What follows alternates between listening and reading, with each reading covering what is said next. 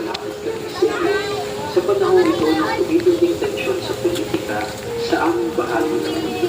Sa nakalipas na mga taon, pinanatili mo ang aming pananampalataya sa iyo bilang isang bayan.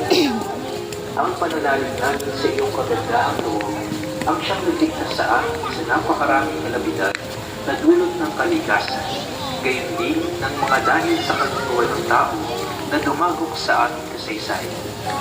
Iligtas mo po kami mula sa lagim ng digmaan. Dinggin mo ang aming pagsusumamo. Kahabagan mo po kami, Panginoon. Ipagsanggalang kami sa puwersa ng kasamaang nag-uulyo sa mga pinuno ng mundo. Naniniwala kami, hindi kami nakikipaglaban sa mga tao, kundi sa mga pinuno, sa mga may kapangyarihan, sa mga tagapamahala ng kadiliman iniiral sa sanlibutan ito, sa mga hukbong spiritual ng kasamaan sa himpapawid.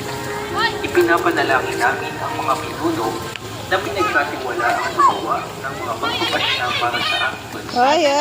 Buong puso namin pinagkakatiwala sa iyo ang aming kinabukasan at humihingi kami ng kapatawaran at habag sa mga panahon na dahil sa aming mga takot at hinala ay nadungisan ang aming mga pananaw at nagdulot ng maling pagdiling at poon laban sa ibang katutubo at lahi. Dahil din kami nagsusumamo na gawin mo kaming mga daan ng iyong kapayapaan kung saan may